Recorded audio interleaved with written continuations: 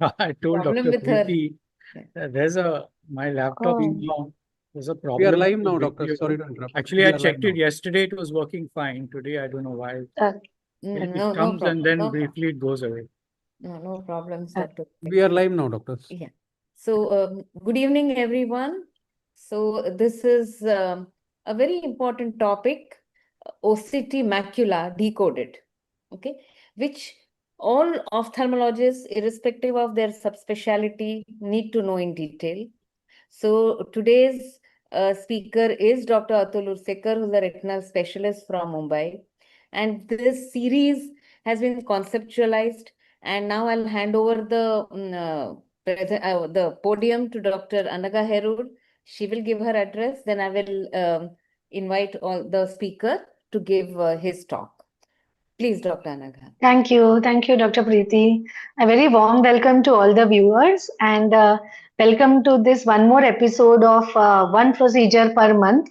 So basically, we thought about this as we use all different kinds of equipments and procedures in our day-to-day practice, but we decided to focus on one of such equipment per month so that we actually delve in detail about how we actually do these tests and the interpretation of these tests in various situations so that we give it the time enough required and discuss in detail with an expert panelists and our moderators.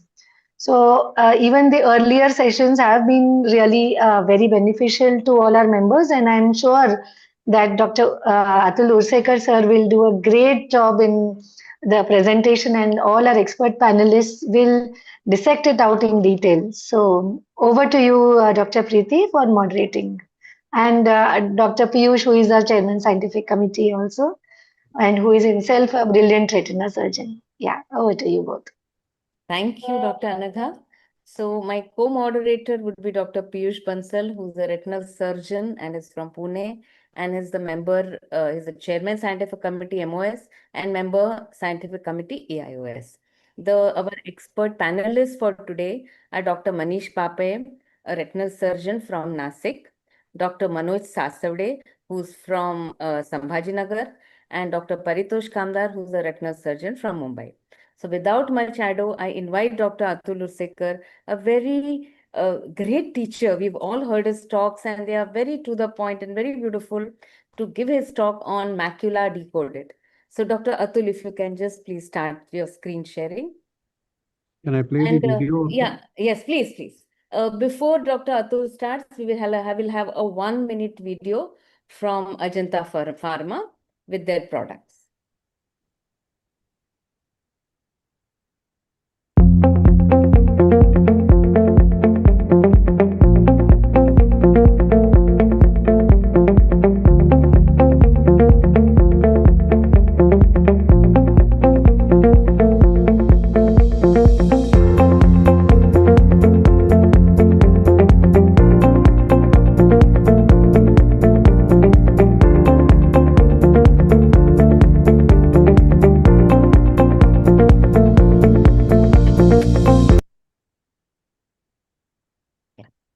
Thank you, Mr. Sai. And Dr. Atul, if you can now share your screen, please.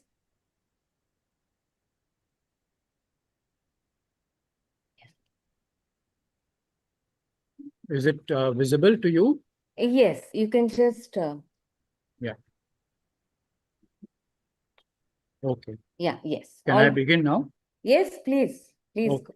Thank you. Good evening, everybody. And to begin with, I'd like to thank all the Good evening, sir. members of Maharashtra Ophthalmological Society for inviting me for this presentation. It's a privilege to speak to you all, and I hope you all gain some good information.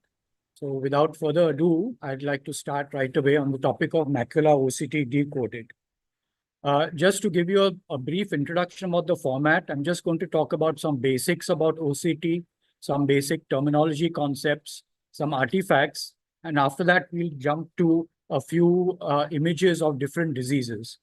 Now, obviously, the whole gamut of OCT imaging in retina is so vast that it's impossible to cover it within a short period. But I'm going to try my best. But at any point of time, if there is sort of a time overflow, then please let me know so that then we can take it forward to another session sometime in the future. Okay, now to begin with, when you talk about OCT, the basic concept is that it measures reflectance of infrared light, similar to the way that B-scan measures sound waves. And this is done in the form of multiple axial waves, which are placed side by side. Each axial wave, the reflectance is then converted into a brightness image. And I'd like you to remember these lines because this is the key to understanding a lot of concept of the basic resolution of images and where anomalies can lie and where flaws can occur and how to maximize your understanding of imaging. So we started in the time domain OCT era where, you just had 6 lines. But the result was so dramatic that since then, OCT has never left the retina surgeon and now has not even is being used by all surgeons. But you can see that despite just 6 lines, what is done is that there's a lot of information which is then extrapolated and then given as a circle image. But there obviously means that between these 2 lines, the data is being extrapolated. And this is something which you need to understand whenever you read any OCT image. So therefore, let's look at the 2 basic type of scans which are done. One is what is known as the cube or the grid scan, and the second is what is known as a line or a raster scan. So I'm showing you an example of the Cirrus, but a similar concept is present in practically every machine. So here, as I explained to you, each one is a series of A scans. So when you have a cube of 200 by 200, it means that it is taking 200 axial scans and then extrapolating that into a cube. On the other hand, when you have a 512 by 128, it means that in the horizontal direction, there are 512 scans, but in the vertical direction, there are 128, which immediately means that any scan which is in the horizontal direction is going to be of a higher resolution as compared to a scan which is in the vertical direction. And this has direct implications in the way you will analyze a scan. So typically the 512 by 128 is used as a standard way of analyzing the macula. So here we see a typical printout. And what is important, I'm not going to go through all the details because there's not enough time. But what you need to see here is the signal strength. The higher it is, the better it is. It is something like your false positive and false negative, which you have in perimetry analysis. And then, of course, you have a horizontal slice and a vertical slice. Then, of course, you have topographical data, which includes a topographical map. And, of course, it is split into the ILM and the RPE map. But I draw your attention to something here, which is called the central subfield thickness. Now, the central subfield thickness, most people think that this 490 is the thickness at the center of the macula, the fovea. It is not. What it is actually the central one. It is the average of the central 1 millimeter of the fovea. So this is a very important distinction, and I'll highlight why that is so. Also, a second important thing is that the thickness that is measured is not the same on different machines. So for example, in the Stratus, it was just up to the external limiting membrane. In the Cirrus, it goes down up to the RPE, and the Spectralis, it goes up to the Brooks membrane. So therefore, thickness values are not interchangeable and therefore not comparable between different machines.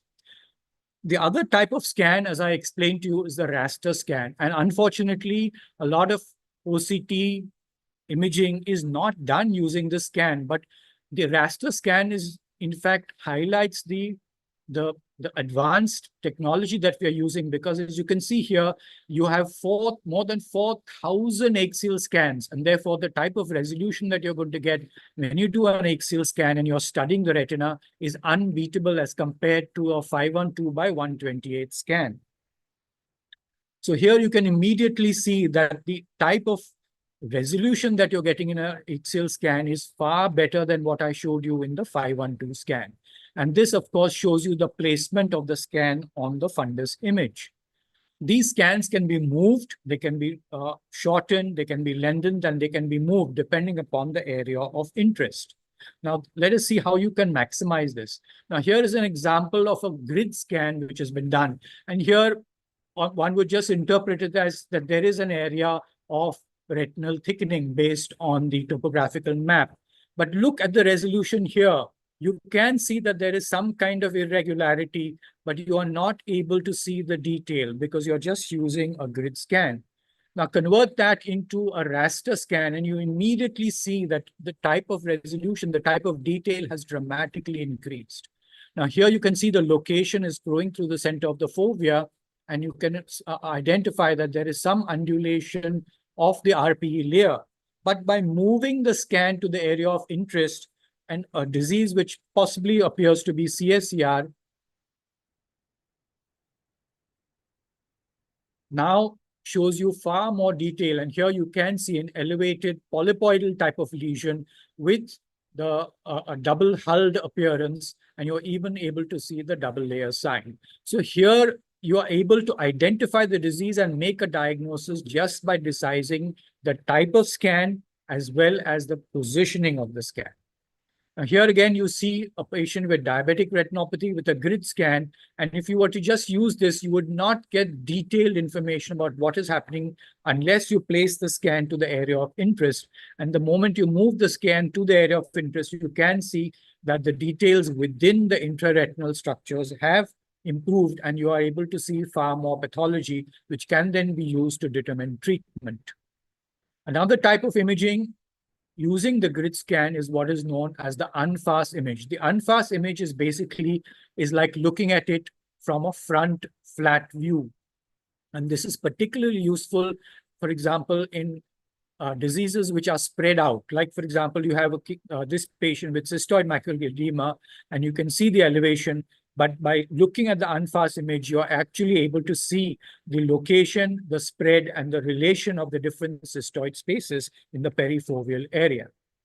Now, some important things about the technology which you need to understand is because you're taking a high-resolution scan and you want detail, even slight movements of the eye, which can occur in patients with macular disease, can result in degradation of the image. So the newer machines have what is known as active tracking. Now, what does that mean? It means that here you can see a scan being done. That means that the grid is actually being moved to precisely reposition the scan despite the movements of the eye. And this results in a much higher resolution image. And you can even repeat what is known as overlay the scans. Like, for example, this is one scan which is taken 100 times, and those scans are overlaid and averaged together. And you can see the kind of detail that is visible. Of course, this is not possible to do 100 overlays because it would take too much time. But this is just to give you an idea of the kind of detail that you can get and which you should maximize when you're doing scanning for OCT. Another important thing to understand is that the imaging modality has a certain band of maximum accuracy of resolution. And this typically lies between the vitreous up to the RPE, because that's what you want to see in most images. But by changing the setting, you can also change the depth of the imaging to a much deeper level. And this is useful when you want to image the choroid. And this is called as enhanced depth imaging. And if you use that, you can also visualize details of choroidal pathology. So here's an example where enhanced depth imaging is showing you not only the layers of the retina, but also showing you what is happening in the deeper layers of the choroid. And this is not just of academic interest. Like, here's a patient of VKH who was treating with oral steroids. And after treatment, the thickened choroid in the left eye has thinned out, which means that he is responding. But in the right eye, you can see that there is still thickening of the choroid. And that means that this patient needs to continue with a higher dose of steroid and I cannot taper the dose immediately. So this imaging has direct practical implications in managing patients. Just like doing enhanced depth imaging, you can also change the setting to do enhanced vitreous imaging. So just like you have EDI, you can have EVI. And here you can see by changing the setting in this particular patient where the vitreous appears empty, by changing the area of focus, you can see even fine areas of pathology, or here you can see some cells in the vitreous body. So let us quickly revise. We all know the histology of the retina, but let us quickly revise the different layers of the retina. So you have the vitreous cavity, and then between the vitreous cavity and the main retina, of course, the first layer, so to speak, is the internal limiting membrane. Then you have the nerve fiber layer. On the nasal side, the nerve fiber layer is always thicker as compared to the temporal side. Then you have the ganglion cell layer, the inner plexiform layer, the inner nuclear layer, the outer plexiform layer, the outer nuclear layer, which contains the Henle's nerve fiber layer, the external limiting membrane, the myoid of the photoreceptors, the ellipsoid zone, which has got different names. It is also called the ISOS complex, but mostly now the name that is used is the ellipsoid zone.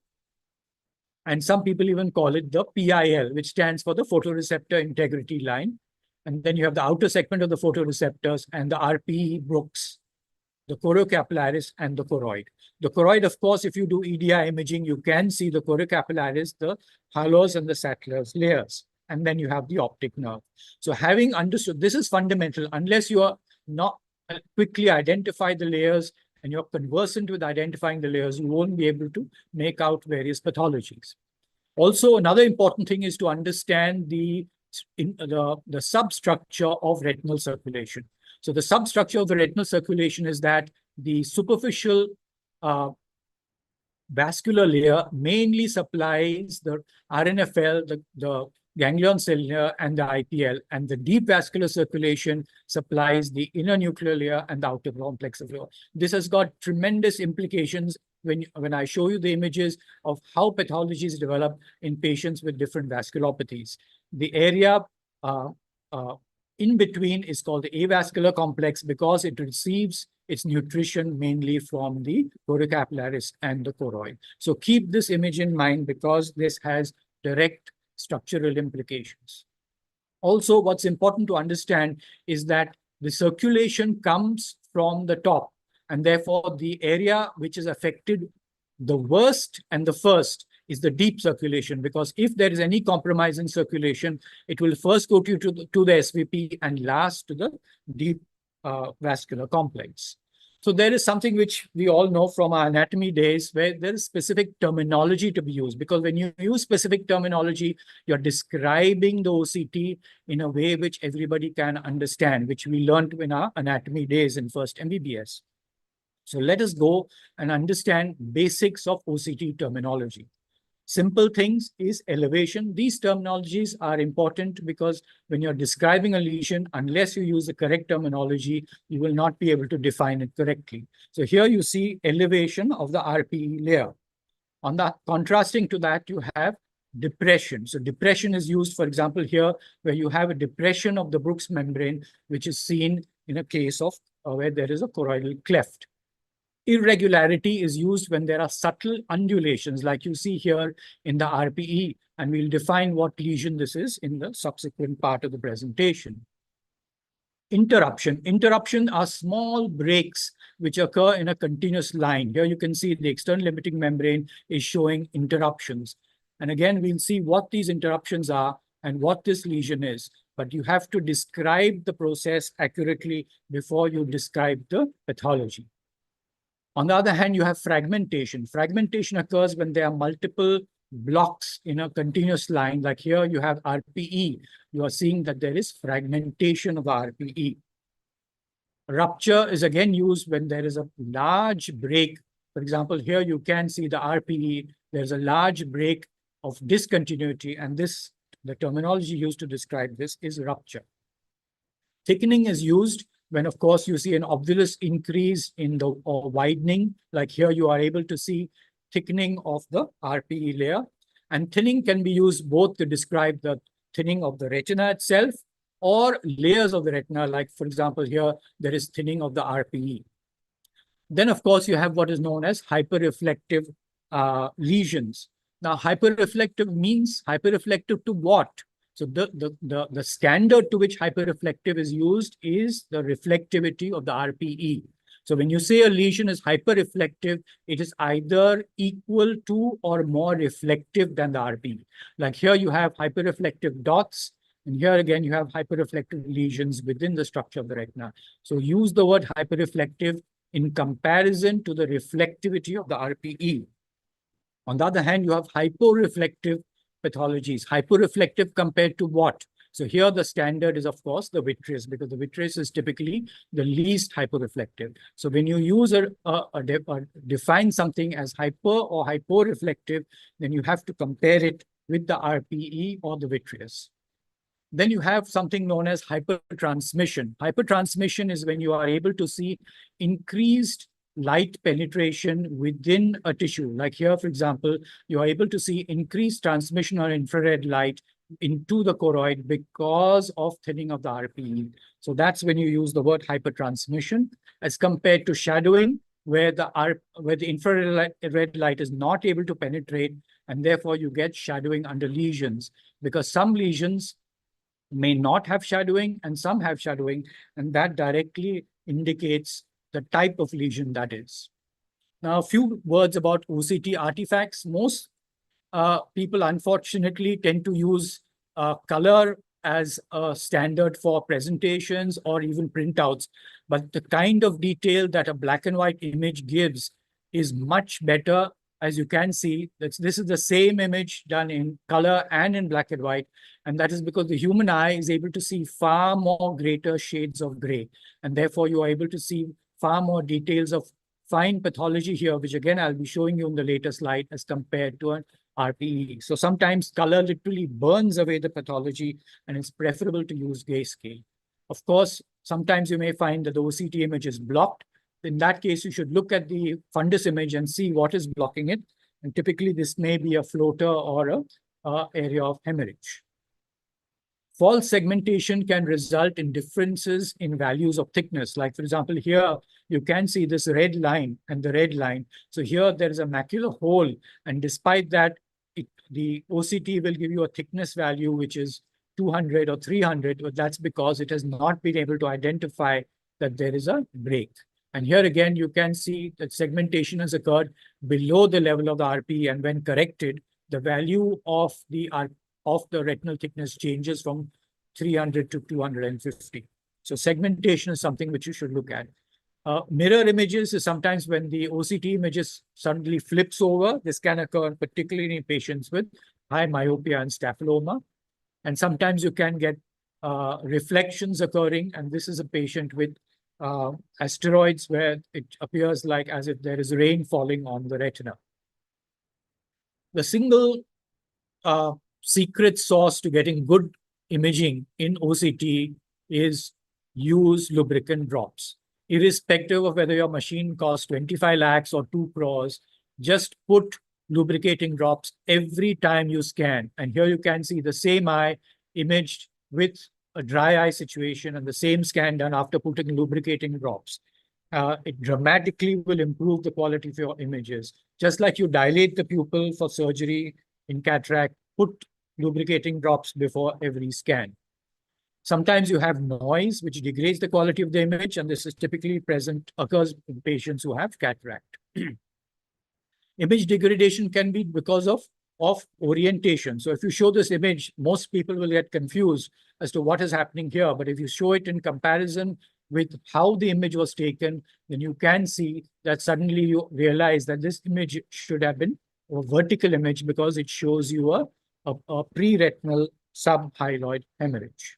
So now, having understood the basics, let us quickly go through some of the OCT findings in some of the more common diseases that we come across in practice.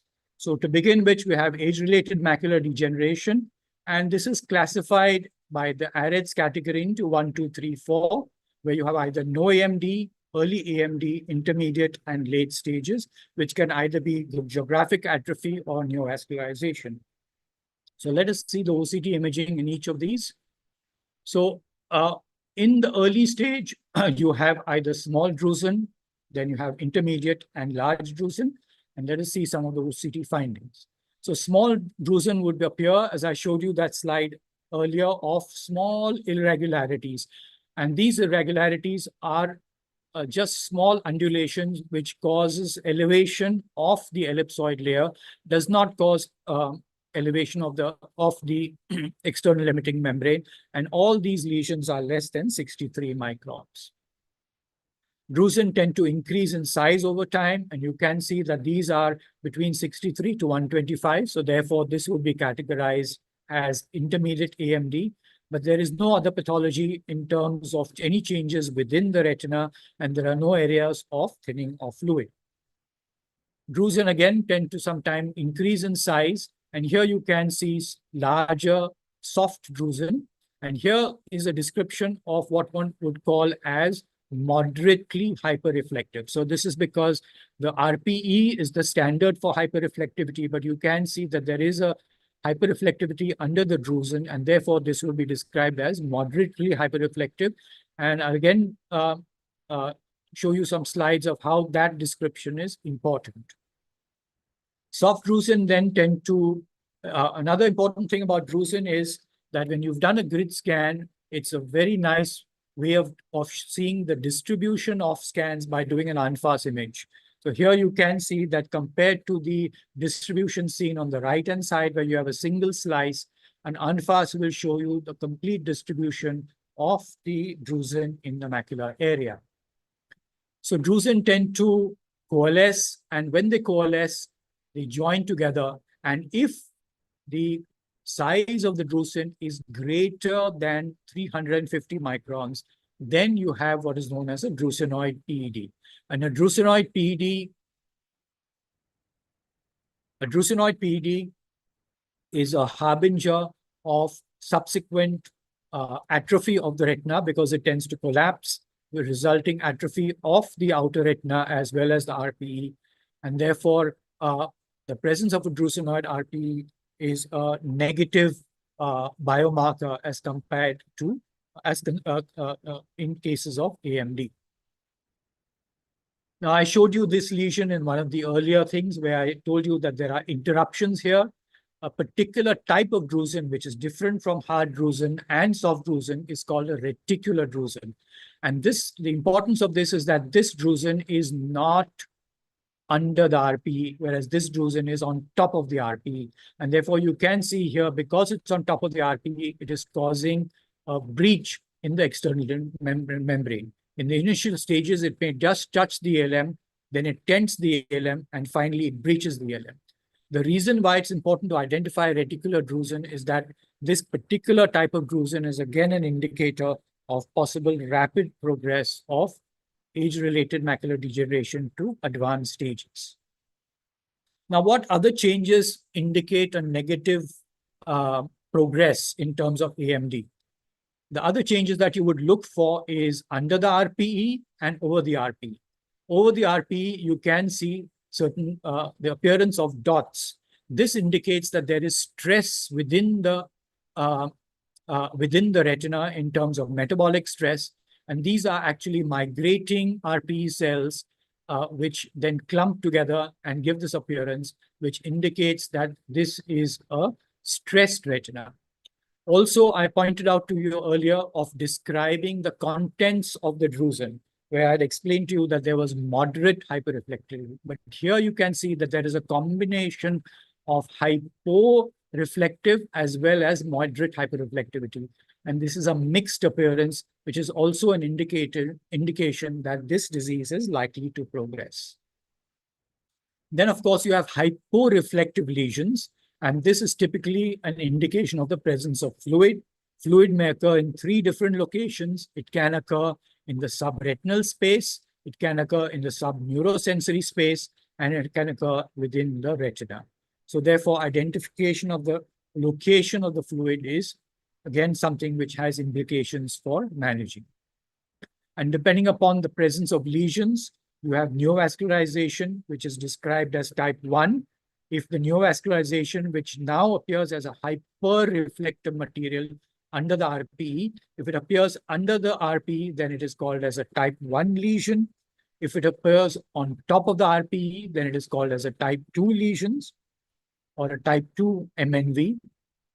The third variety is where you have neovascularization, which actually begins within the retina and then joins the sub-RPE, and this is called a a RAP lesion or retinal angiomatous proliferans. So this is probably the one which is more destructive because it extends through the entire length of the retinal tissue. So here's an example of a RAP lesion, and you can see that it is only a 5-line raster scan which will show you the detail. And if you just use a grid scan, you're just going to miss out identifying the type of lesion, because this has again implications to management. The fourth variety of MNV is what is called as polypoid choroidal vasculopathy, which will appear as a round polypoidal lesion with shadowing. And sometimes it can have a double layered hull. And you can see that adjacent to it, there is a split between the Brooks membrane and the RPE of what is known as a double layered sign. Other indications that could be polypoidal vascular IPCV is when you see very large, tall or peaked PEDs. These are again indications that this patient has IPCV. And again, IPCV can be associated with a pachychoroid. Here again, you can see that the choroid has been specially imaged, and you can see that there is thickening of the choroid. So by using a combination of raster scan, by using EDI imaging, you have arrived at a correct diagnosis. Of course, the grid is not completely useless. Like, for example, here you can see that the grid scan is useful for tracking change. So here is a grid which has been used to analyze change after giving anti-VEGF. And you can see that compared to the topographical elevation, now there is depression because the lesion has subsided. So this does give you information in terms of response to treatment. UNFAS can also be used to see response to treatment. Like here, you can see an UNFAS where a large lesion size has reduced post-treatment. And therefore, it is a good way of visualizing shrinkage of the neovascular membrane. In some cases, after treatment, you may get a sudden break in the RPE. Here you see a discontinuity. As I explained to you, this is described as RPE rupture or RPE rip. And the reason why you would call this RPE rip is, one, you can see that the RPE is discontinuous from the RPE here. You can see that there is a kind of irregularity of the RPE because it is bunched up together. And because it is bunched up together, it will show increased reflectivity. Even compared to the regular RPE, this is bunched up and therefore it is more reflective. Also, because it is bunched up, it blocks the signal and therefore you see shadowing. So you are able to see increased reflectivity, shadowing, and discontinuity. And therefore you would describe this as an RPE rip. In patients with chronic fibrovascular PEDs, sometimes you will see certain round lesions within the structure of the retina, and very often this is confused as the presence of intraretinal fluid. But these lesions are called as IRTs or intraretinal tubulations, and these are basically end-stage AMD and therefore should not be treated with continuous anti-VEGF injection. Now you will ask that these are round lesions, so why are they called as tubulations? So if you go and use an UNFAS, then you can see that there are tubes. So here's how UNFAS imaging can be used to see why these are called as outer retinal tubulations, despite appearing just like round lesions. Another important thing that you would see in chronic fibrovascular PEDs is multiple single layers in the sub-RPE space. And this is typical in patients who have been treated with many, many injections, because each time they get a fibrinous exudation and then it then absorbs, it creates a thin layer. And this creates a series of layers which you will see, and this is called as the onion sign. Retraction of this fibrin causes a separation from the underlying Brooks membrane, which I described to you as a depression, and this is called a choroidal cleft. So this is again one of the biomarkers of chronic fibrovascular PED. Sometimes you just see no elevation or depression and no fluid, but you will see amorphous hyperreflective material in the subneurosensory space. And this is, in short, it is called as SHRM. SHRM stands for subretinal hyperreflective material. And it is not possible to necessarily differentiate or identify what this particular lesion is. But the technology that is useful here is, of course, if you use OCTA, and here you can see that there is the presence of neovascularization. I'm not going to talk too much on OCTA, so this is outside the purview of the topic. But this is particularly useful when you are trying to look at pathologies of leakage under hyperreflective material. Now, I explained to you that it's important to look at what is happening under a drusen. That's because drusen are not like inactive, inert stones under the RPE, but they're actual biological material. And if you look at the configuration within the drusen, like here you can see there's a combination of moderately hyperreflective and hyperreflective material. So these are called as OCT drusen substructures. So when you see a combination of both these as compared to a uniform moderately hyperreflective material, this is again an indication that this drusen is going to degenerate and cause some kind of progression of EMD. Now, what progression occurs? The progression that typically occurs is that there is atrophy. So this atrophy begins by collapsing of the outer nuclear layer. So it's like the retina is literally collapsing on itself, and therefore your inner nuclear layer and the outer plexiform layer. Here you can see the inner nuclear layer and the outer plexiform layer have kind of, they're sinking down into a well, and this is called as subsidence. And because of that, on the OCT, due to the subsidence of the outer nuclear layer and the outer plexiform of the inner nuclear layer and the outer plexiform layer, you see this wedge type of lesion, and you can also see hypertransmission occurring because of thinning of the RPE. And depending upon how much thinning has occurred, you have two descriptions of atrophy. Either you have incomplete outer retinal atrophy or complete outer retinal atrophy. In incomplete outer retinal atrophy, there is thinning. I explained to you again that OCT terminology. So here you can see that there is thinning of the outer nuclear layer, then you see subsidence and thinning of the RPE. So this is an incomplete aurora as compared to complete absence of the RPE and collapse of the outer layers, which is called as complete outer retinal atrophy. Moving on to the next topic of cystoid macular edema. This is very nicely visualized with OCT. Again, bringing your attention to a raster scan, because the kind of detail that you will see here is cannot be matched by a grid scan. And here you can see presence of fluid both in the sub-neurosensory space as well as within the retina. And I explained to you about the location of the retinal circulation. And you can see that all the fluid is typically above the outer nuclear layer. And this is the area where you have the superficial and the deep vascular circulation. So any pathology which is going to cause leakage from these vessels will first start filling up and therefore create cystoid spaces in this area as compared to the outer retina. Again, ANFAS can be used to visualize the typical flower petal appearance which we associated with an FFA image of cystoid macular edema.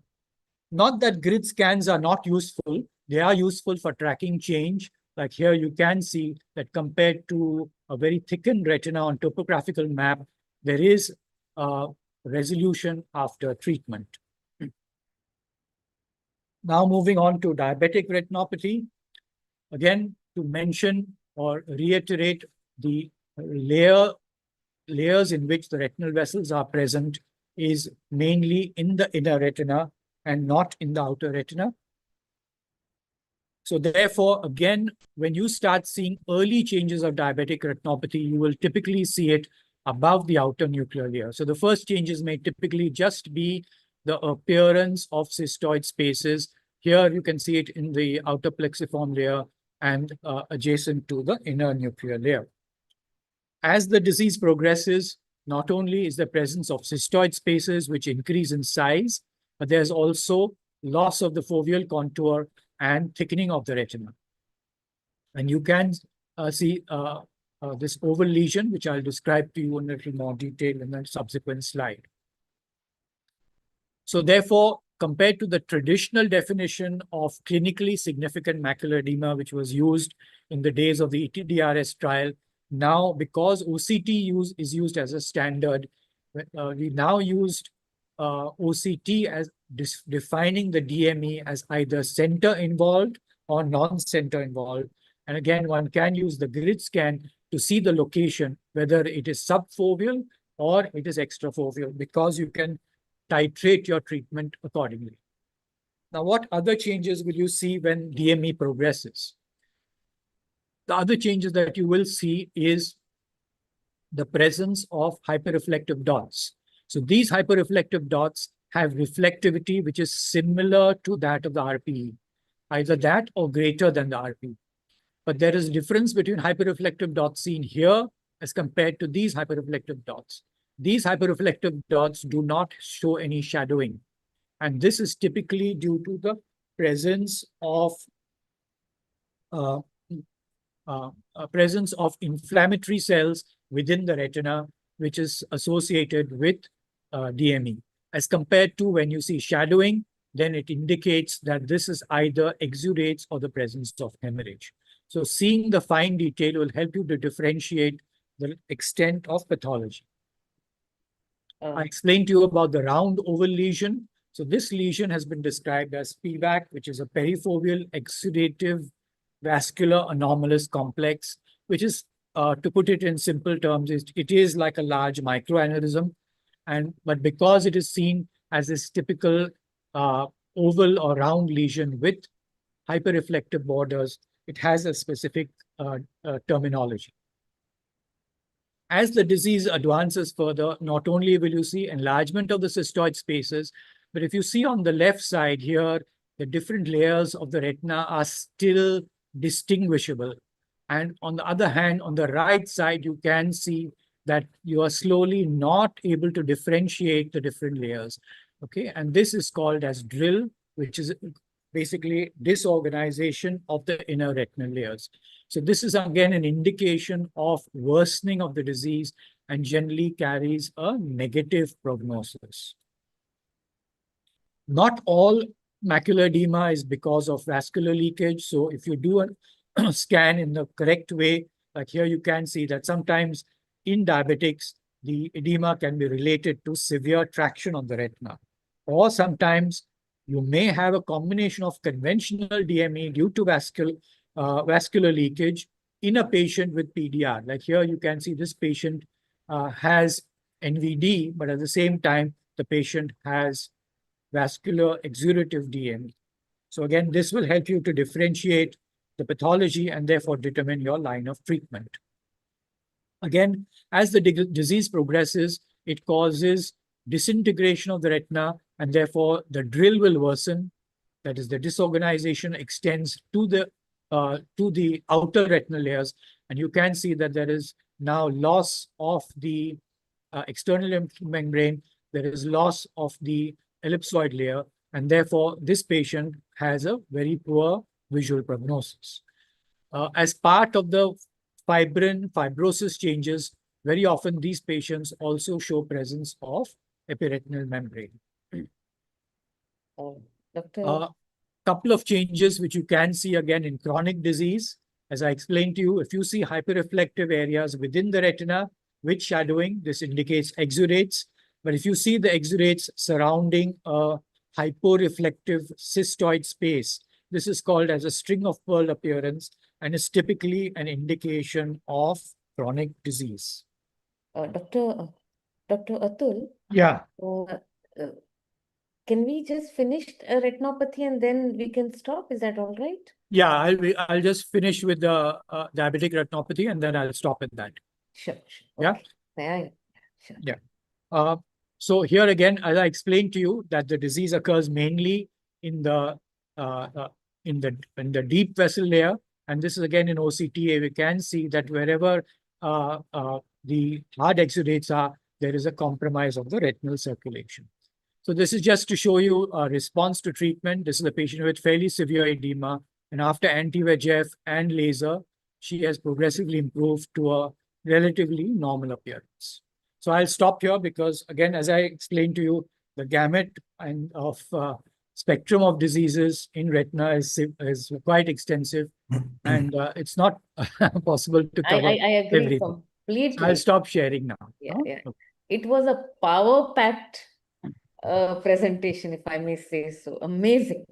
So complete justice, and it was unfair of us to ask you to put everything in 40-45 minutes, because retina is a subspecialty by itself, and OCT has added so much to it.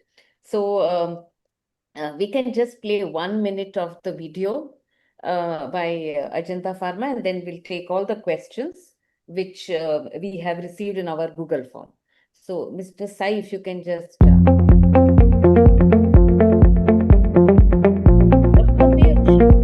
can take the first question. We'll address it to Dr. Manish. He has to leave at 9. I've put it on, posted it on the group.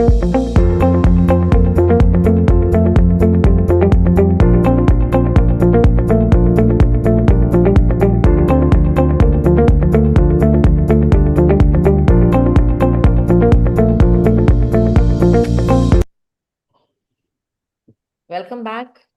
So we will now start with our first question. Dr. Piyush, if you can just start the. I don't have the questions on my, I'll just check it. In the meantime, I have another question. Can I go ahead with that?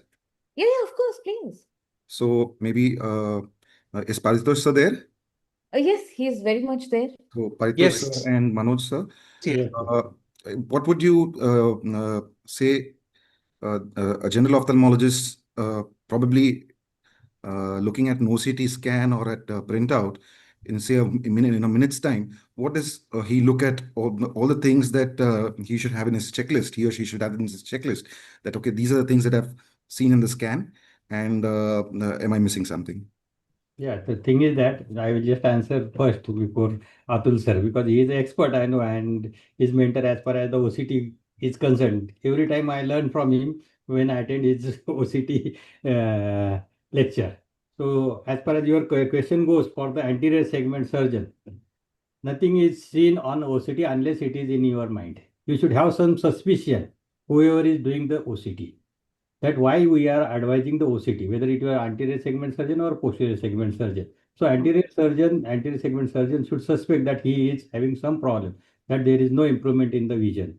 Then obviously he has to undergo for the cataract. He has done the cataract surgery, and then still he is expecting that there is no complete vision or as per the expectation. Then obviously he should advise the OCT. Okay, that is the reason why he advised the OCT. Then what is to be seen?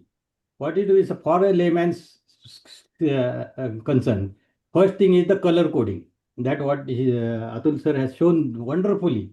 First thing that see the color, whether it is a red color or a green color, blue color. Red color means something hot, something is happening. Simple language. Then it goes to the macula scan. Whether it is a normal scan, one should know what is the normal scan. Then if there is abnormality, whether it is epiretinal abnormality, intraretinal abnormality or subretinal abnormality, then obviously he can categorize the disease and accordingly manage it or refer it to the retina surgeon. So at least he gets a gross idea what he is dealing with, whether it is a really a pathology which is to be dealt with by the retina surgeon or he himself can. But the primary idea comes that unless someone screens it, it won't be treated properly, or it won't go to the retina surgeon as such, or proper person. That's why he should see every patient where there is a suspicion. Then obviously he should scan, and then as far as today's macula scan is OCT is concerned, then obviously he should see where the abnormality is lying, whether it is a normal scan or abnormal scan. Then accordingly he can manage. It is particularly, as I have said, in the color coding, it is the simplest way. With the hot colors, with some pathology is there. Second thing, thickening of the retina is obviously two things. Two parameters are more than enough. Then details goes epiretinal, intraretinal, subretinal. For the anterior segment surgeons, even though it is obviously important for everyone, but grossly, at least they should see thickening and the color coding. Sir, Okay, sir. Atul sir. Let's move to Paritosh sir. Yes, I agree with Manoj. In addition, especially when patients come with a file full of reports, it's important to check that the report belongs to the correct patient, the correct date, and so on. I would also refer to the signal strength, because of poor signal strength, I mean, the report becomes unreliable. And I think the other important thing is the maps which were shown on the side. Those even if the anterior segment surgeon is extremely busy and is not going to uh, uh, look into the depths, it's a map which will give you an idea whether things are okay or not okay. And then depending on your own level of the anterior segment surgeon wanting to treat or wanting to refer, then they can go ahead in that manner. Thank you, sir. So And very quickly, always correlate with the fundus picture. Examine the fundus yourself, or at least get a fundus photo taken and correlate with a fundus picture. Don't just read an OCT by itself. absolutely. Thank you, sir. So very quickly, I'll just add on to that. So most of the topic questions probably that we are going to ask have already been covered by Dr. Ursekar in this brilliant talk. Now, the reason I asked is very clearly, an anterior segment surgeon is doing an OCT because I have seen people falter in interpreting. So of course, like sir said, the first most important thing is, first of all, look at the quality of the scan, whether it's a good scan or not. So how do you say know whether it's a good scan? You look at the signal strength, like sir had described. You also make sure that the centration is correct. It's on the fovea. Or in case if you want to scan a different location, then you're centered on that particular location. Now, it's very important not to look at numbers only, because I have a lot of anterior segment surgeons say specifying that, this is the thickness. So it's the pathology that you need to look for. In short, you have to look for fluid, whether it is intraretinal, whether it's subretinal. You have to look for traction. So it could be an epiretinal, horizontal traction, epiretinal membrane, or it could be vertical traction with a vitreomacular traction. And then you look at the ARP.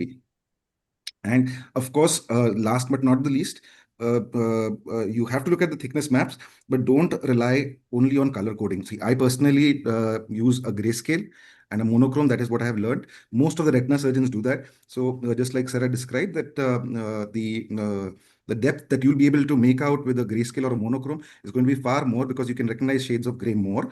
So that is what I would say last. So Preeti Madam, would you like to ask the next question? You'll have to unmute yourself. Yeah. So it is something which all comprehensive ophthalmologists would like to know. So I'll direct this question to Dr. Manish. Is OCT compulsory for each patient undergoing cataract surgery? So this is the question I think all comprehensive ophthalmologists would want you to answer, please. What would you tell them? Well, short answer is no, but we need to expand on that. Is basically you should be ordering OCT, macula OCT, when there is discrepancy between the grade of the cataract and the visual acuity. If the anterior segment is normal, and if the patient's pinhole vision is not improving, you can see that there is some pathology or something is different in the patient's fundus picture with your 90D. With your 90D, dilate the patient, look at the patient's macula with 90D or 78D, and if there is any irregularity or something is abnormal looking, then in that case you are justified in doing the OCT. However, the newer machines, the newer optical biometers often give the image of the fovea when they are doing the scan, and because these are swept source OCTs are used in these machines. So if you see that there is an abnormality which is there on the macular image on your optical biometry report, then it's worthwhile getting a proper macular scan done. But it's not necessary that every single patient who undergoes cataract surgery has to have, not scientifically, it is not necessarily required. Okay, so that's one answer. You all are retinal specialists. You all are able to see the minutest of maybe a retinal lesion even through a cataract. But a comprehensive ophthalmologist may not have that ability. So sometimes they may miss the subtle changes. So that's why this, I think everybody asks that to play safe, would you? So scientifically, what you are saying is absolutely correct, that it's not necessary. Any difference of opinion, Dr. Atul or Dr. Manoj? Because comprehensive ophthalmologists can't see the retina as well as you guys can do. See, the It's thing very is, Preeti madam, to the let pinhole me. vision. If the pinhole vision is not improving, then yes, you Then, are justified. right, Yeah, right. that is clinically I okay, can- pinhole vision. But Mm. there are certain lesions, and nowadays, see, the thing is that if it is available, well and good. We have seen that even if you are talking about, we are all retina specialists. We miss small ERMs. We miss lamellar macular hole. We miss the macular hole in a dense cataract. We miss so many things, macular hypoplasia, skytic changes, and they are really relative contraindication or absolute contraindication for the premium IOLs or multifocal IOLs. So in that situation also it is good. And second thing is that if you have to plan the surgery, whether to plan combined surgery or only cataract surgery, the patient would like to know. Otherwise, if it comes later on, he will again shout on you or will blame on you why you have not done it beforehand. So I agree with that. Every 60 days or so, in my own practice, I would say it's not a very high volume practice, but in my practice, I will have at least one patient, many a times educated, many a times doctors, parents of doctors, doctors themselves, surgeons themselves, who've had the cataract surgery done, and post cataract surgery, when the vision hasn't improved, then the OCT was done, and they found either a full thickness macular hole or a mitromacular traction or lamellar macular hole, just as Manoj sir described. So my belief is that yes, in today's day and age, if you can have it, it's better to have OCT done for every patient that undergoes cataract surgery. So if I can just add 2 Yeah, of points. course, of course. One is, of course, there is still a role for the oldest OCD technology, which is to use the slit lamp and the 90D lens. And Yes. unfortunately, that's an art which we all learned, including the anterior segment surgeons. And I have some colleagues, anterior segments colleagues, who are very good at the 90D on the slit lamp. So I think that's something which is readily available, because anyway, you're examining the cataract. And if you use a 90D, definitely it will give you an indication of possible pathology. And the second thing is, of course, I think if you are putting a high-end lens like a trifocal or a multifocal or an EDOF lens, then in those cases, maybe doing an OCT before is a safer bet. And the last thing I'd like to say, which is to actually use the quote used in perimetry, that is, Traquair made a very important quote, which he said that perimetry is done by the perimetrist and not by the perimeter. And therefore, when you do an OCT scan, or when you advise a OCT scan, advise what is the area of interest that you are looking for. What is it that you're concerned about? So if you refer out, either you draw a small fundus diagram or you make a mention, because it is only then that you will get a high pickup rate. Great. I agree with Atul. In fact, Dr. Donald Gass, he described so many of the findings which we now see on OCT. He had described them beautifully just using his 90D lens and the 3-mirror fundus lens on the slit lamp. My second thing is that I firmly believe that if you have a fundus camera and or an OCT machine, you must take those images prior to cataract surgery. Yeah, it's your decision and choice whether you want to charge the patient or not, but please document it, especially in today's day and age where, the patient's mindset has changed totally. I personally feel that every anterior segment surgeon prior to cataract surgery must do an OCT, especially as everybody mentioned, if one is going to go ahead with premium IOLs, you must do an OCT before making the final decision. To summarize, scientifically, what Dr. Manish Bhargava says is spot on, and we should use, and even a comprehensive ophthalmologist we are all ophthalmologists. We should be able to diagnose retinal lesions. But yes, in this era where patients demand so much, you're going to put a premium IOL, it would be, I think, prudent or safer to do an OCT, especially if you're going to put a premium IOL, right? So the second question was, okay, again, which is an easy to operate, and I'm also adding cheaper to cheaper OCT machine. So which is a good value for money OCT machine is one of the questions which has been asked. So if, in short, each of you can give your opinion. Dr. Manish, you have to leave, so I'll direct the question to you first. Yeah, ma'am, I think the machine which gives fairly good quality image is a good machine to have. There is, cheap is not always very bad, and it basically depends on what is your use case scenario. If you are just going to use it to scan cataract patients and looking at, then any machine would do. And all the machines nowadays are very good quality machines, so you can use any machine that you like. What was your second question, ma'am?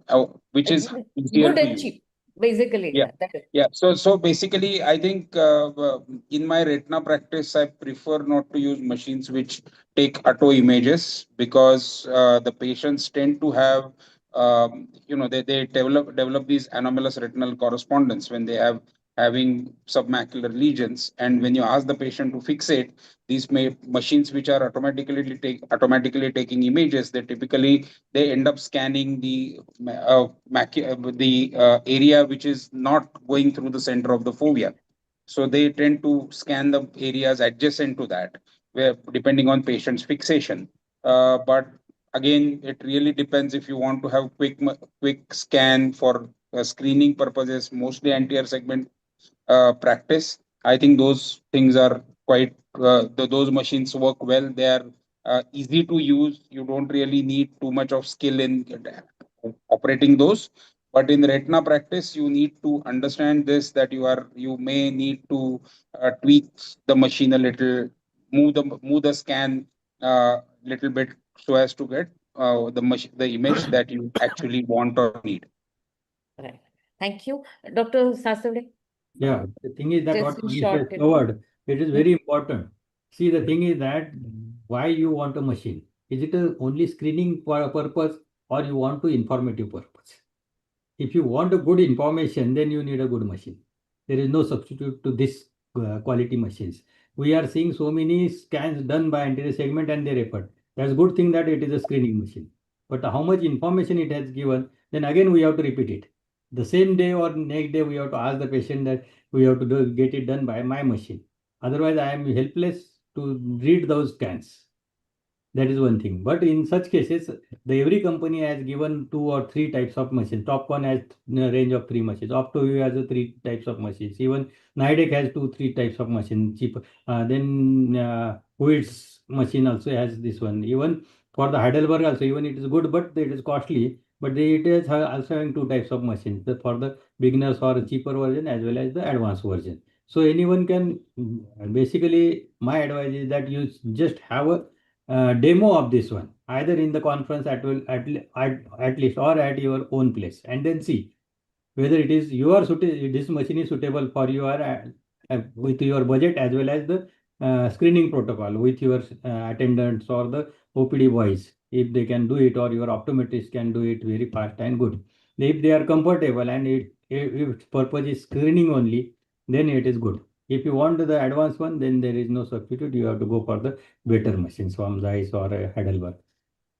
Paritosh, your opinion?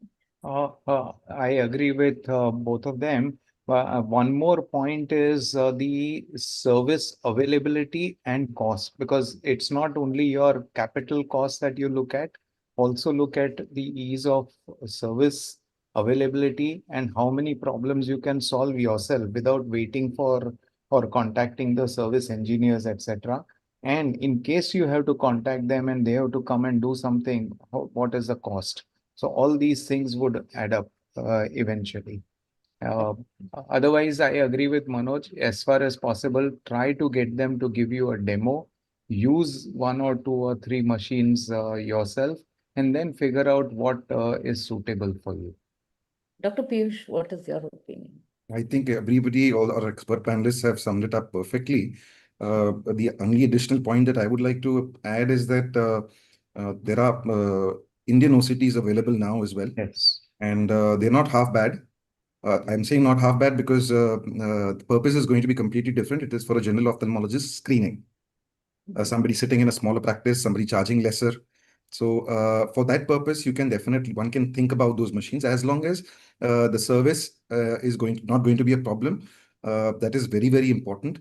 Any retina surgeon, of course, is going to have everything very clear most of the times clear in his head, whether he wants a Heidelberg, whether he wants a Zeiss, whether he wants a Topcon, whether he wants an IDEC, because he or she will have worked in a center with multiple machines and seen the drawbacks and be comfortable with a certain kind of machines, and then of course look at budgetary allocation. But it is the general ophthalmologist. Now, of course, many general ophthalmologists have excellent private practices, and for them, many times money is not an object. So in those situations, they can definitely go in for high-end machines. It's always helpful to have a better machine as compared to lower order or a new or entry-level device. Fair enough. Good. The next question is, does AI help in interpretation of images? So Dr. Atul, can you answer that question, please? Will AI help in interpreting the images? That's one of the questions that has been asked. Yeah, so as of now, to put it simply, AI has got very limited applications because there is not just an issue of using AI, but it has medical legal implications. So, for example, they have AI even for MRI. So there you have to sort out who is medical legally responsible. So you can't just bring out an AI software, and it has a lot of regulatory hurdles to cross. At the same time, there are AI modules which have been developed and which are available. For example, in the Heidelberg OCT system, what they've done is that they've created something known as apps, which is similar to your Android apps or which is similar to your iPhone apps. So these apps are different AI apps, which you can then add on to your existing OCT software, and then it will do an AI analysis. But it's not like going to be a replacement for a ophthalmic or retina surgeon interpreting it. They have limited segmentation or measurement values. So it is a beginning of the process, but not routinely available. Okay. So as of now, sorry, very sorry, please go ahead. Sorry. Just 2 points. One is that even the older machines, if we just notice, they tend to machine learn themselves some of the small steps that we do. And the second thing is, as far as AI is concerned, it may perhaps help us to nudge us in not missing certain segmentations, etc. But final interpretation, I think still we are at a stage where it's dependent on the surgeon himself or herself.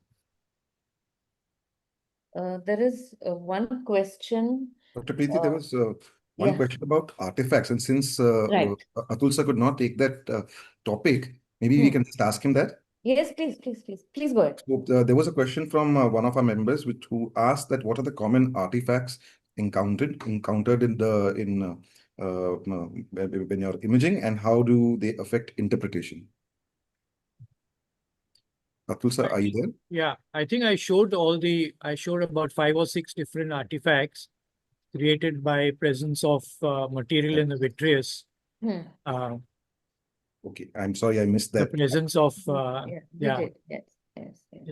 So then there was one. I showed about 5, 6 slides of the different artifacts. Right, sir. Thank you. So there is one. OCT in inherited diseases, but I think it will require images to sort of explain it to them.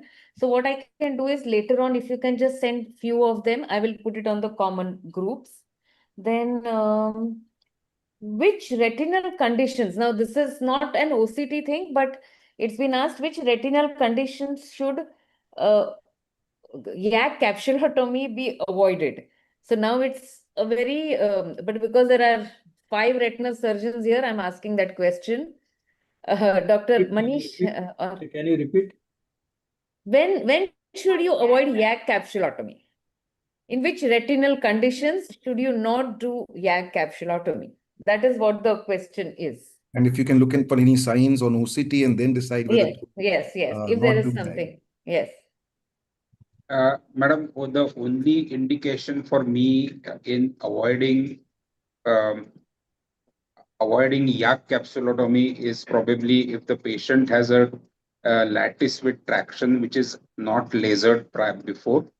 In that case, I offer the patients surgical posterior capsulectomy with anterior vitrectomy. But otherwise, I think there is no such retinal condition where you can't do it. In fact, if you have to do pan-retinal photocoagulation in a diabetic patient, we ask the anterior segment surgeons to do a large enough YAG capsulotomy, so we get good, view to do the laser.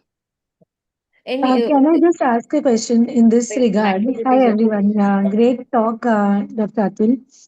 Now, suppose a patient has CME on OCT. Would you go ahead and do a YAG? No, it will Or a worsen. macular There are degeneration. two types of conditions, if I explain. Yeah. Before taking the decision, see, Yeah. one is that is it going to worsen the existing condition? Correct. Is one thing. And then whether YAG will induce some another pathology, like Yes. retinal tears and retinal detachment. These two aspects we have to answer this one.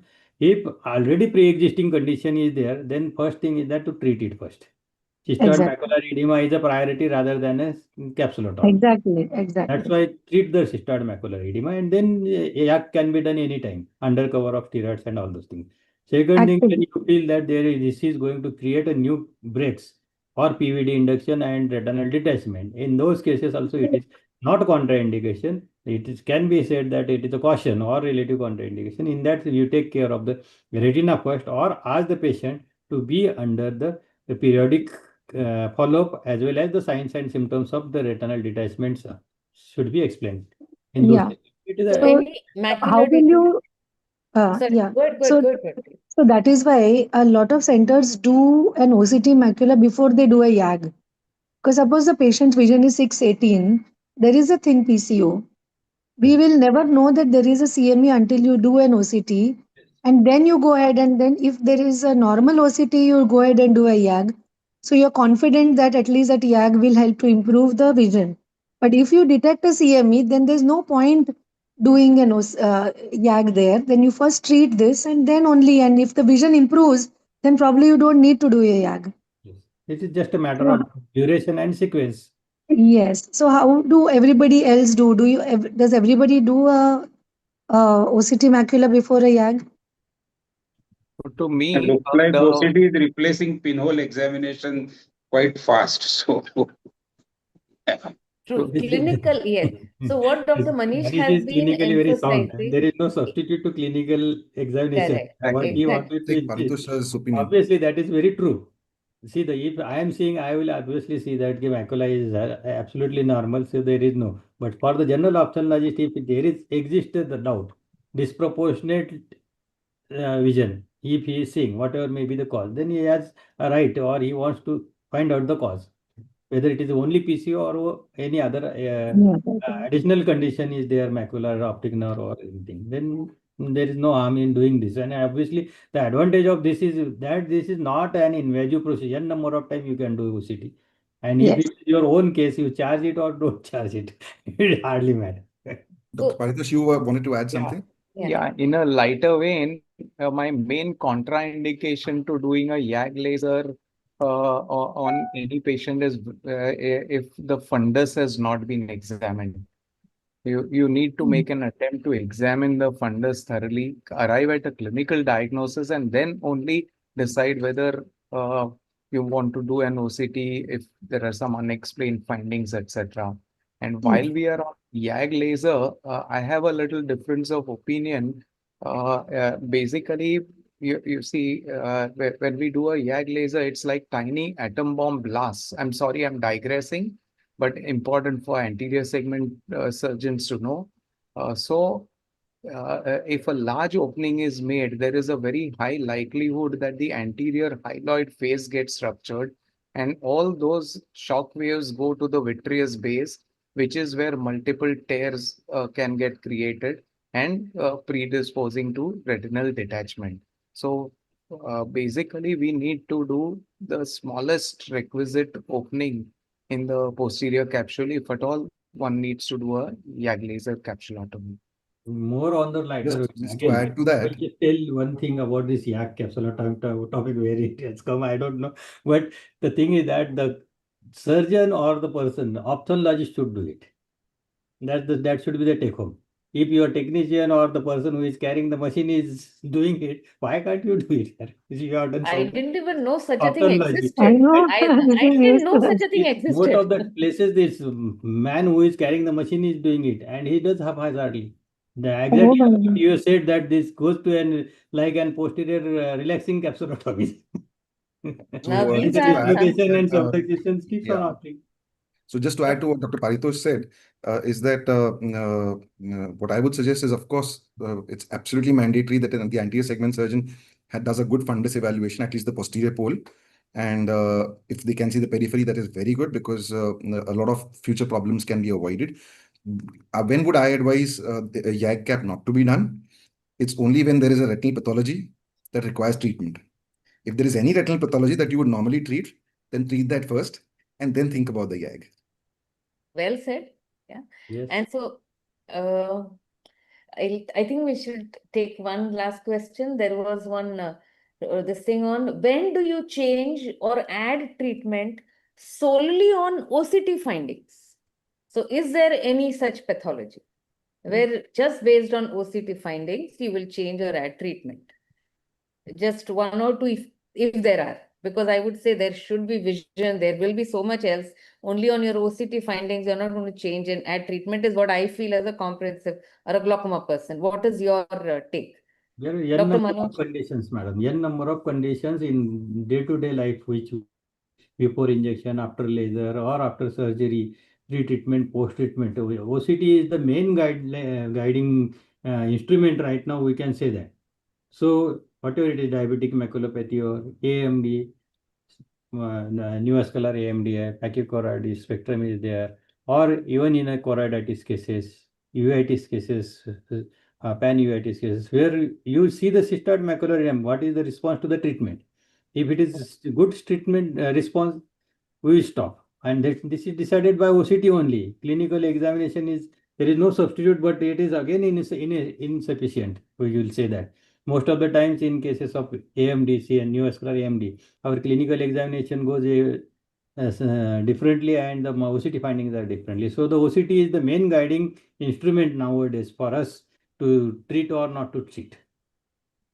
Okay. The other condition is perhaps CME. CME related, not just pseudophakic CME, but even say post retinal surgery, post macular hole surgery. So you want it to be controlled as fast as possible. So those are some of the conditions where, and also to take up some rare conditions, if one is treating primary intraocular lymphoma, for example, where your clinical picture may be all stable, but then your OCT findings may be the turning point for taking decisions about what kind of chemo you want to give, or you want to add, change, and all those things. I think there are most questions were answered. There are some based on what are post PRP, post injection changes. Everything he has answered. Last was tips for solo practitioners. So I don't know what tips that person was looking for, but we can all give tips. So Dr. Piyush, starting with you, like a comprehensive ophthalmologist with an OCT machine, one tip how to use it well. I think me being the moderator, you should take our expert panel's opinion first. Okay, all right, Okay. fine. Then I will So start. let The thing is that, madam, I will speak because both are senior and I am the junior to these two people. So I will answer this first. oh Thing is sure. that the first thing today is everyone should carry the message that every anterior segment person should have a OCT. Yes. Every third or fourth patient is diabetic or the retinal person, because 2/3 of the eye is more in retinal component and he is limited to 1/3. So he has to screen the retina by OCT only, and so he should have a retina OCT to each and every person in the anterior segment should have this. Unless you see the pathology and start seeing, it will enhance to your knowledge also. Lookout changes, approach changes, and everything. Forget about whether you are treating the retina or not, but your diagnostic approaches and the number of patients you are accumulating. Apart from the finances also, you get the money also. The screening, simply screening will give you the lots of add to your remunerations also in practices. That's why everyone should have a OCT. Once you have, then you will come to know that what are the indications and how it is going to help. First priority, I will say that you should have a OCT. So it's a good teacher and it helps you learn one-to-one.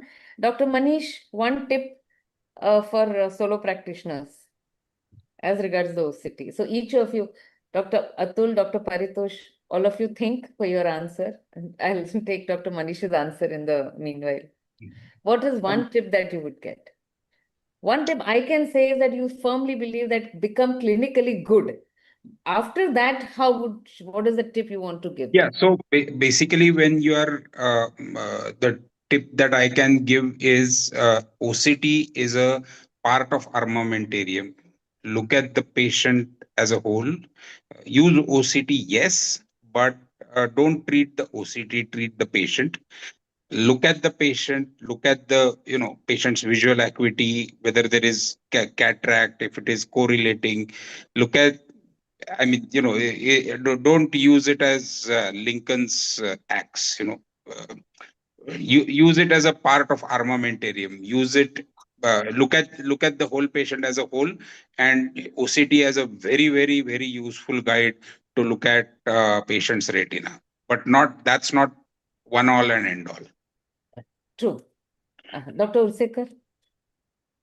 Yeah, I think the tips that have been already given are really important and useful. So just a couple of maybe points I would add is that it's also a very good teaching device. So for your patients, for example, you can bring them to your monitor and actually show them whenever there's pathology. So patients also get impressed that your machine is good and you've detected, so they know your sort of clinical value, so to speak. So it's very good, and you can use it in your clinic not only for your interpretation but also explain to the patient what is going on. And of course, attend all the conferences arranged by BOA, MOS, so that you can improve your interpretation of OCT. So that's an important thing to do. Paritosh, what about you? Yeah, one thing which I think would be very useful to all anterior segment specialists is to keep one annotated OCT diagram of the macula handy, because sometimes it's a little confusing while interpreting it all by oneself. So if those layers are in front of you, you always know at which level these problems are occurring and makes life easier. That's a great tip. For a general ophthalmologist or a comprehensive ophthalmologist, having OCT is probably still at the level of being a diagnostic tool. And when you look at a retina specialist, it is perhaps moving on to being a decision-making device in terms of within the same diseases as well. What treatment modality, what kind of anti-VEGF you would want to give looking at the scans. So, of course, it is very important for general ophthalmologists to invest time and energy in understanding at least the common pathologies, if not the uncommon ones, but at least the common ones. They cannot miss fluid. They cannot miss a macular hole. So these simple basic things, it's sometimes not necessary for them to be able to identify the different layers. Okay, where is the ONL, where is the plexiform layer? That's all right.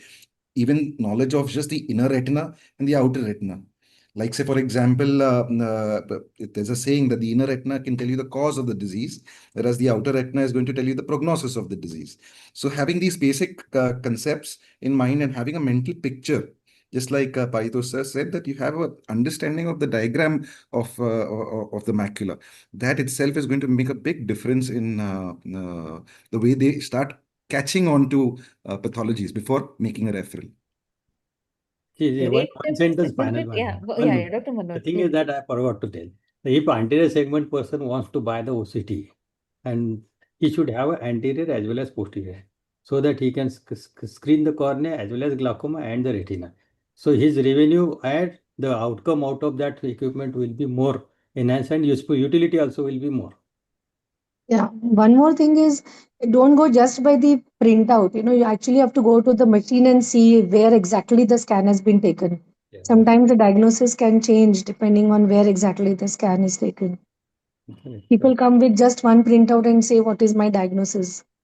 Many times. So, Dr. Sasade, like if to have, just for the viewers, those who don't have a machine, if they have to have an anterior segment OCT, it's just an attachment, correct? That's how, can you just explain? Usually most of the machines, it's not a separate machine, it's just an attachment which you have to the posterior segment OCT, and you can get a good anterior segment OCT also. So that is one question, but I did not address it because of lack of time. That's one question which was asked. The thing So when is you're that saying anterior many segment, machines are having now in same console, everything is. you have an attachment by which you can take the anterior segment OCT. That's right, yes. And that So is I very think useful. it is 9:30, and we've had a wonderful webinar, and the presentation was awesome, and we could have gone on. There was so much more to cover. We did not cover Octa because it is just not possible in that time. So I thank Dr. Atul Ursekar for that wonderful presentation. I thank Dr. Paritosh, Dr. Manish, and Dr. Manoj for their wonderful outputs. Dr. Piyush Bansal for being a great co-moderator and also for his tips, and Dr. Anagha for this whole arrangement. I also thank Ajanta Pharma for allowing us to conduct these, not allowing, but helping us to conduct these webinars. And of course, Numerotech and Mr. Sai for this seamless webinar. So thank you. Good night, everybody. Dr. Anagha, you want to Thank you, say? everyone. Thank you, everyone, so Good much. night, Actually, good night. Thank yeah, you. And Thank you. these have been really wonderful you. sessions. Yeah, thank you great so much, session. Dr. I Atul, learned and so much. all the panelists. Yeah, Yeah. yeah. Thank you. Thank you so much. Bye-bye. Good night. Bye. Good night. Good night. Good night. Thanks to MOS for the opportunity. Thank you. Bye. You're welcome. Bye-bye. Opportunity आपके घर में ही है. अरे नहीं नहीं मनोज क्या बात है, मजा आ गया. चलो. अरे नहीं